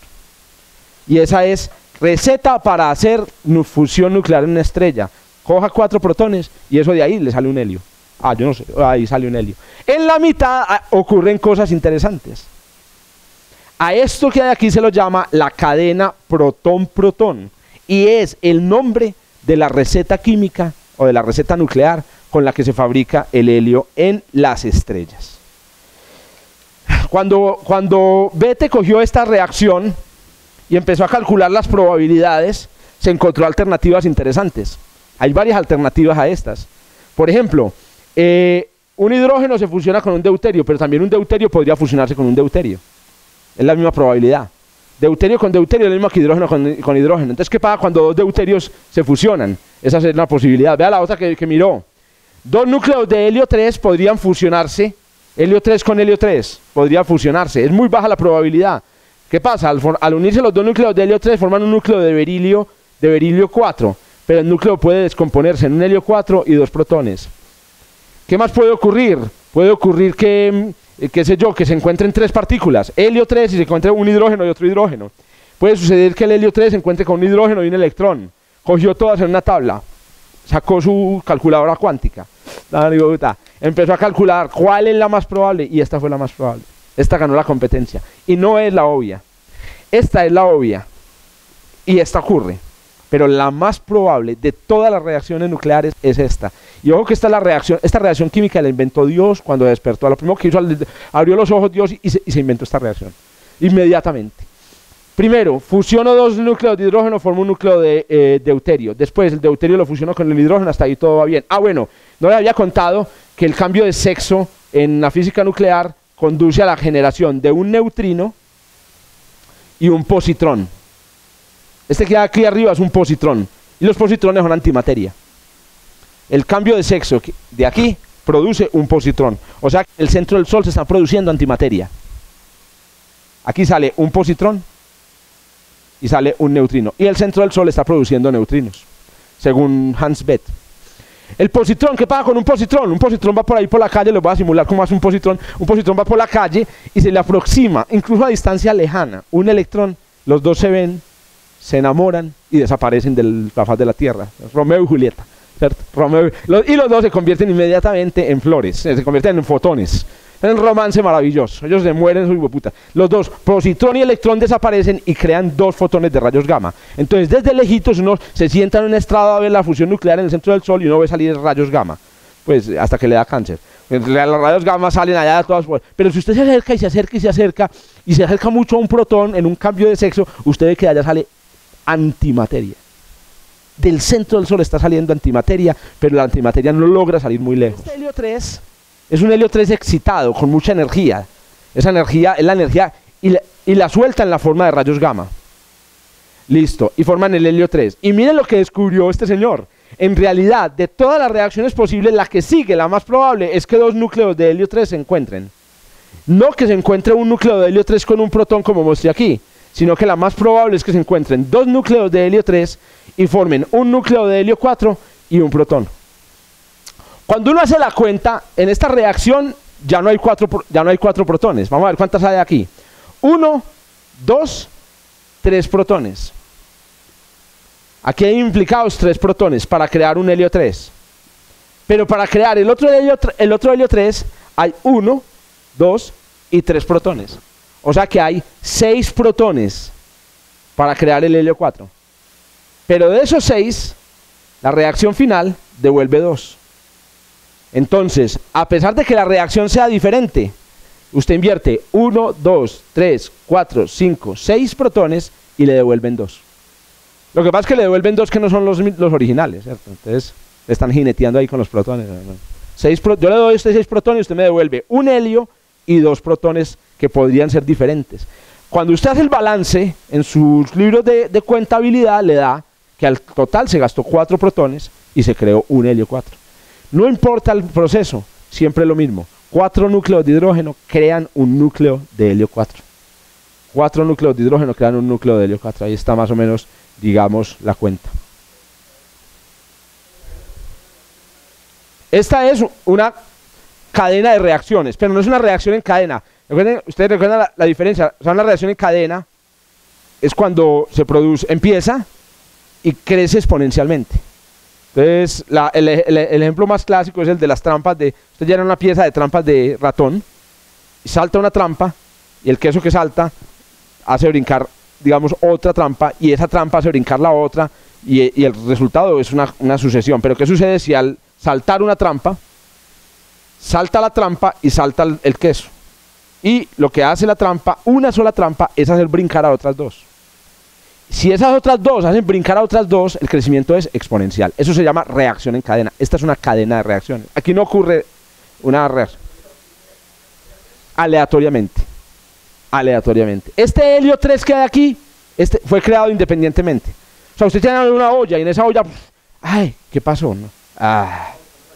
Aleatoriamente. Entonces, en la olla, en el centro del Sol, eso está burbujeando. Acuérdense que cuando usted está parado en el centro del Sol y ve por allá una fusión nuclear, usted dice, ay, gracias a Dios, protoncitos, lleva un verano largo sin fusión, ¿cierto? Cada vez que usted ve una fusión nuclear en el centro del Sol, ese protón ha esperado en promedio 1.000 millones de años para fusionarse, güey, puta, qué pesar, weón. Siquiera, hermanos. Gracias a Dios. Todos, ¿cierto? Ahora, como es un proceso aleatorio, como ganarse la lotería, usted puede, ¿cuántas veces tiene que jugar usted el baloto para ganarse la lotería? Pues si usted va a dar 8 millones de veces. Pero usted sabe que usted puede jugar con el mismo número 8 millones de veces y se la gana, al menos una vez, según las expectativas estadísticas. Pero en realidad usted la puede jugar 5 veces y se la gana.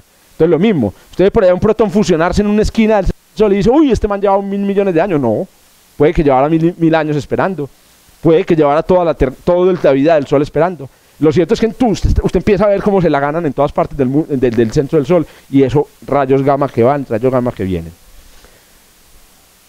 Vamos a ver si me entendieron, pues. Que esta es la reacción química más importante de la cocina del universo. ¿Cuántos neutrinos son producidos en total en la cadena protón-protón?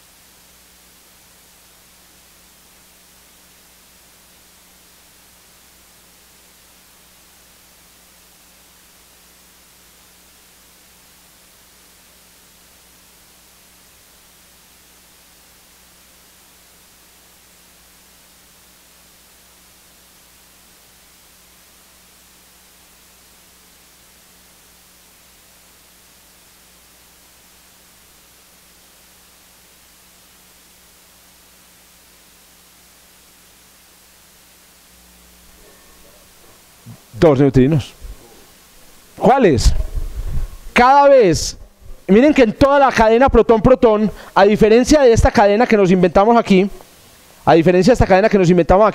en la que hay dos cambios de sexo, aquí y aquí, en esta cadena hay solamente un cambio de sexo, que es cuando se fusionan el deuterio con el protón. Cuando se fusionan los dos protones. Pero hay un cambio, ese cambio de sexo debe ocurrir dos veces. Uno para formar un helio 3 y otro para formar el otro helio 3.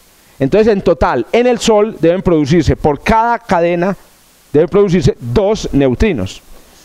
Los neutrinos son partículas muy esquivas, muy esquivas.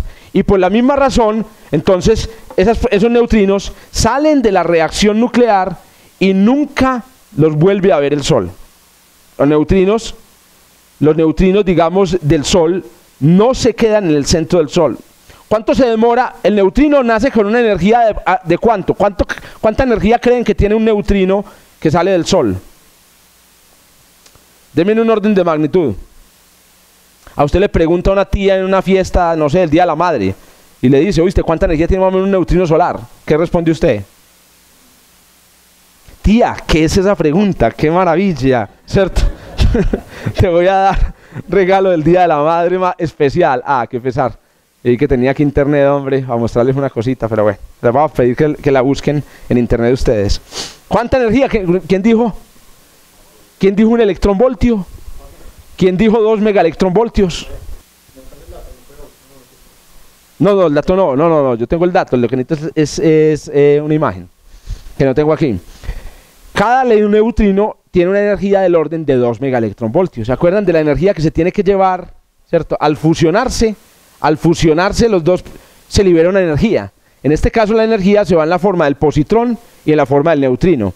Sabemos, ahorita lo contamos, que la energía de dos protones que se juntan y se repelen es 2 megaelectronvoltios. Entonces 2 megaelectronvoltios se reparten entre el neutrino y el positrón. El positrón se lleva medio. Para crear un positrón solito, usted necesita medio megaelectronvoltio. Entonces queda 1.5. Y del 1.5, una parte es la velocidad del positrón. Al neutrino finalmente le queda del orden de 1 megaelectronvoltio. En el año 1960 y no me acuerdo, en una mina de sal, hágale, en una mina de sal en Estados Unidos, en Dakota del Sur, montaron un detector fantástico que era un tanque gigantesco de límpido. Bueno, hasta perclorato, una cosa. Perclorato. Y resulta que los físicos estaban esperando que en ese tanque gigantesco de límpido ocurriera el siguiente fenómeno. Un protón dentro de ese gigantesco tanque de límpido, que se cree es una de las partículas estables del universo. Se cree que todos los protones, una vez nacen, existen por siempre. Pero las teorías de la física de esa época predecían que si existía algo raro en la física, el protón se tenía que descomponer y convertirse en otro protón. Entonces, si por alguna razón, otra vez, la probabilidad de que se descomponga es muy bajita, se calcula que el tiempo que se demora un protón en descomponerse es 10 a la 35 años. Entonces decían, la probabilidad es muy bajita, pero si yo reúno suficientes protones, tal vez se descomponga uno en un año. Con 10 a la 35 protones, entonces quédate por aquí. Con 10 a la 35 protones, tal vez se descomponga uno en un año. Si un protón se descompone, produce partículas que van a pegar a los átomos de cloro y los convierten en átomos de argón. Entonces miren lo que hacían estos hijuepuchas. Era un tanque gigantesco. Yo no me acuerdo cómo pidieron la plata en el gobierno. Vean, necesitamos que nos den plata de los contribuyentes americanos para hacer un tanque de límpido para buscar la descomposición del protón. Entonces, en una época en la que los niños estaban muriendo de hambre en África, ¿cierto? Les dieron la plata. Ahora, el tanque lo dejan 1 año. Y después de 1 año, estamos hablando de un átomo de argón que aparecía. Tenían que vaciar todo el tanque y buscar con todo cuidado en todos los átomos del tanque el átomo de argón. Y empezaban a ver, ¿cómo se hace eso, muchachos? Una cosa absurda. Pues lo que descubrieron fue muchos átomos de argón. Cuando se pusieron a hacer cuentas dijeron, es que hay otra manera, hay otro proceso que puede ocurrir. Un neutrino de la fusión nuclear del Sol, que sale del centro del Sol, se demora 2 segundos en recorrer el Sol y 8 minutos en llegar a la Tierra, llega al tanque. Los neutrinos no ven nada, eso pasa derecho, ellos solipsistas, ellos creen que están solos en el universo. Pero uno que otro neutrino, ¡pum!, le pega un átomo de cloro y le hace exactamente lo mismo que estaban buscando. Cuando lavaron, empezaron a detectar los átomos de argón y dijeron, señoras y señores, 1964, estamos por primera vez en la historia detectando los neutrinos que vienen del centro del Sol. Yo les decía ahorita al principio que la detección de esos neutrinos en el centro del Sol fue la primera prueba. No, me estás tapando a mí. O sea, la idea es que yo salga. Yo soy el protagonista. ¿Sí? No, es que no. Vale, eso sí, Ade. La detección de los neutrinos en el centro del Sol fue. Aquí les voy a mostrar. ¿Ustedes han visto el límpido? ¿Ustedes han visto tanques de límpido? Límpido, ¿cómo es que es el indio? No, ¿cuál es la marca de límpido que consiguen el éxito? Blanquita, eso. ¿Decía su señora? Bueno, este es el tanque de límpido en donde por primera vez en la historia de la física vimos que el Sol emitía neutrinos. Es una historia fascinante porque es como la física cuántica de principios del siglo XX, sumado a mucha confianza y pitagorismo de estos físicos que creían que lo que estaban contando es verdad, más las cuentas de cocina de Beth, más todo, se ponían a prueba. Los neutrinos detectados en este tanque fueron la primera prueba empírica de que sí había fusión nuclear en el centro de la estrella.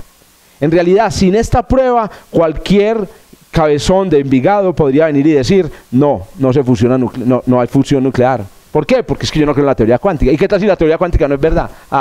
Si la teoría nuclear no es verdad. ¿Usted ha fusionado algo aquí en la Tierra? Entonces no me joda. Pero como detectamos neutrinos, ¿cómo producimos esos neutrinos? En el año 2003 se produjo un hecho aún más increíble que condujo a esta imagen que hay aquí.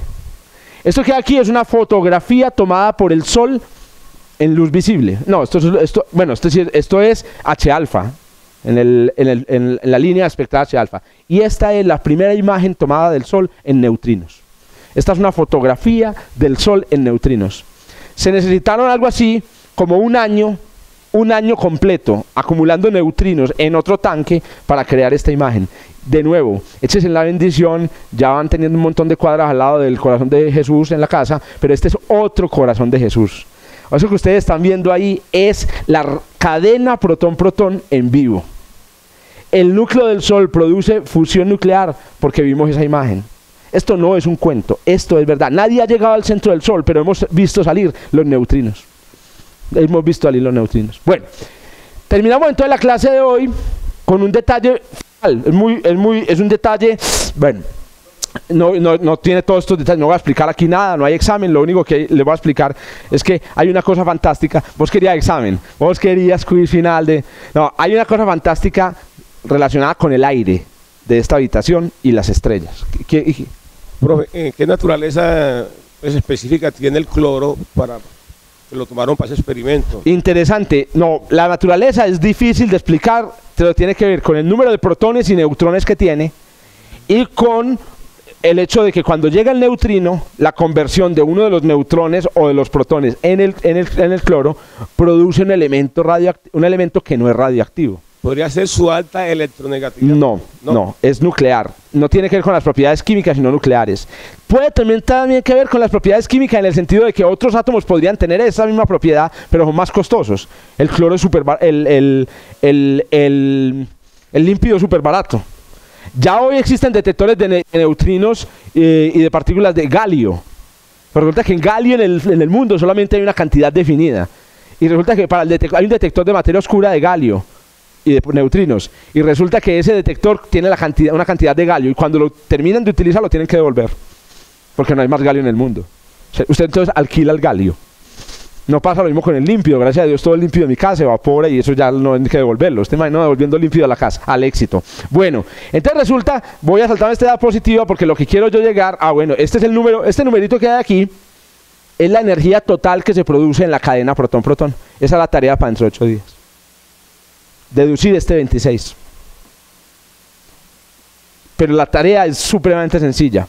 Les voy a explicar. En la tarea le explico, en el enunciado. Este 26, que es un número fantástico en la astrofísica, puede salir simplemente comparando la masa de los reactivos y los productos. Reactivos y productos.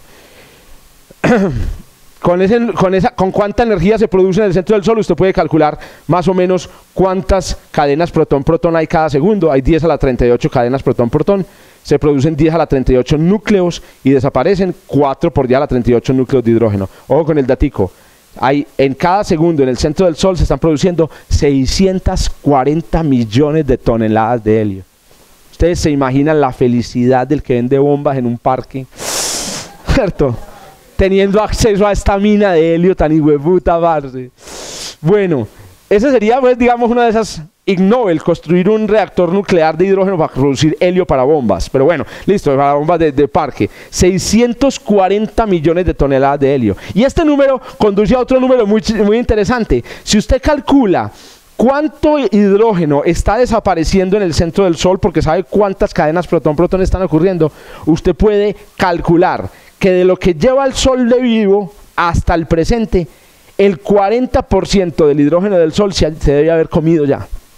Que es más o menos, el Sol va a vivir 10.000 millones y lleva 4.500 millones, entonces debe haberse comido más o menos el 40%, y como en el centro, las estrellas deberían estar hechas de 70% de hidrógeno, si se ha comido 40%, la conclusión es muy interesante. El centro del Sol no es 75% hidrógeno y 25% de helio, sino que es al contrario.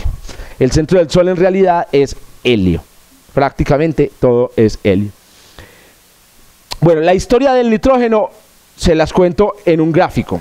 Y es un gráfico obviamente muy pesado, no es un gráfico en el que quiera entrar en detalles.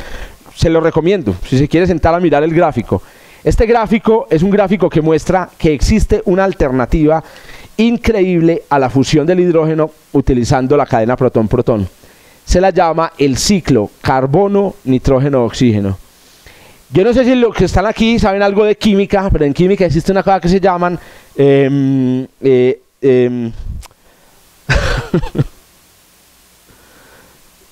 sustancias que ayudan a que una reacción química ocurra. Catalizadores.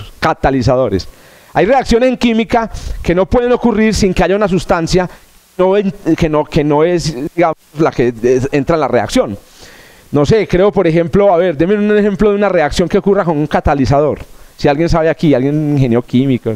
Pero una reacción así que sea como común, como conocida. Una reacción que ocurra con catalizadores.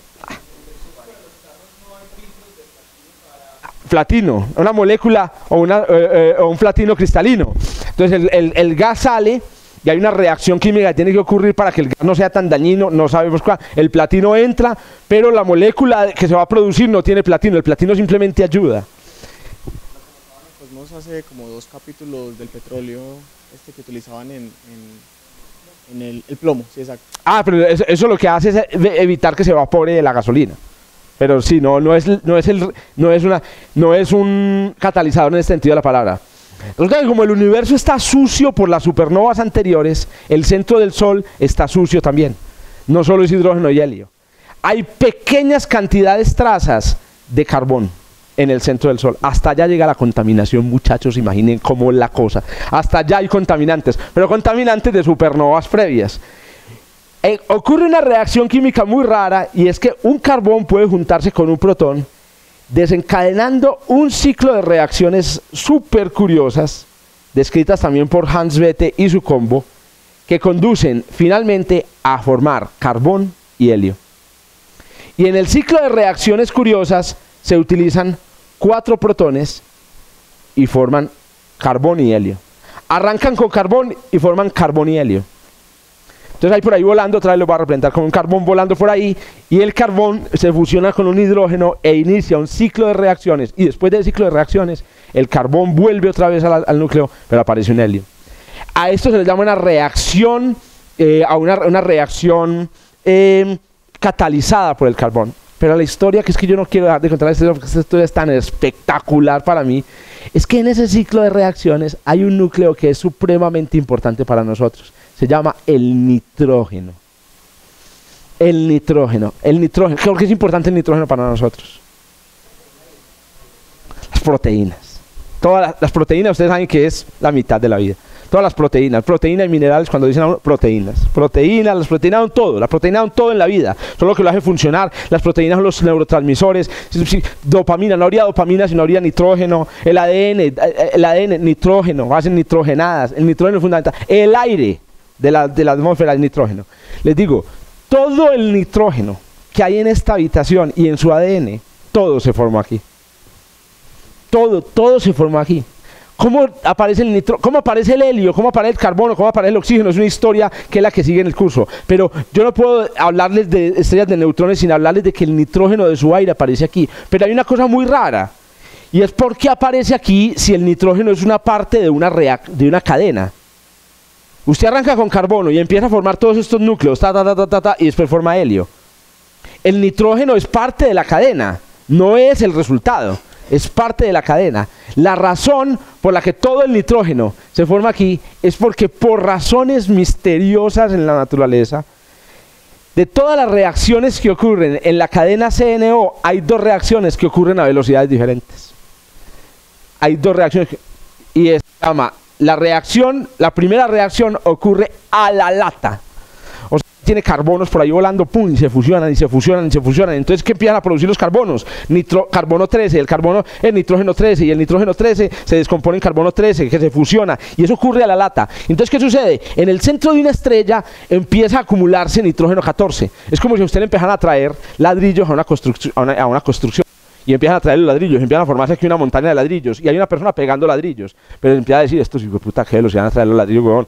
Marica, yo no construyo la lata, huevón, pilas. Y le traen ladrillos. Todos saben que los ladrillos van a estar en el edificio. Después, o eso es supuestamente el supuesto. El problema es que el huevón que viene en la volqueta no tiene ni idea de eso. ¿Usted qué piensa que un átomo de carbono va a decir, ay, no, perdón, no voy a producir más nitrógeno? No, ese huevón va a la lata produciendo nitrógeno. Cuando la estrella, todo el nitrógeno que se acumula se va a convertir después por esta otra reacción en carbono. Pero cuando la estrella termina su vida, le quedan ladrillos sobrando, le queda nitrógeno sobrando. ¿Qué hago yo con el nitrógeno? No lo puede quemar, ya se le acabó. No tiene temperatura, no hay presión, explota, se convierte en una nana blanca, se convierte en una supernova. Todo el nitrógeno que sobra ahí vuela al zarzo. El nitrógeno entonces queda aquí en la Tierra, en su ADN, se produce, es un subproducto de una reacción incompleta, de una reacción que ocurre a velocidades diferentes. Si usted esa historia no la utiliza para el próximo paseo de Día del Padre, perdóneme, pero usted está desperdiciando la oportunidad social fantástica de aprovechar el diploma para ascender en la pirámide social. Todo el nitrógeno que se forma, vamos a ver si hay algo aquí. Hay una cosa que es muy delicada, y es que el Sol no está produciendo nitrógeno. El Sol no está produciendo nitrógeno. Se calcula que para que ocurra la reacción de los ciclos CN y CNO, la masa de la estrella tiene que ser más de 1,5 veces al Sol. O sea que el nitrógeno que hay aquí en la Tierra lo produjeron estrellas más pesadas que el Sol. Sirio. Entonces, este es un dato. Usted está en Coveña, está Sirio, fábrica de nitrógeno. Queda usted así, y de todos lo rodean. No, yo me acuerdo mucho. Yo siempre digo eso porque yo me acuerdo que no, pero ya a esta hora la respuesta es Epsilon Eridani. No, mentiras que no aquí es. ¿Cuáles utilizan principalmente la cadena protón-protón? Entonces, solo las que tienen menos de 1.5, Arcturus y Epsilon Eridani. Todas las que tengan más de 1.5 utilizan el ciclo CNO.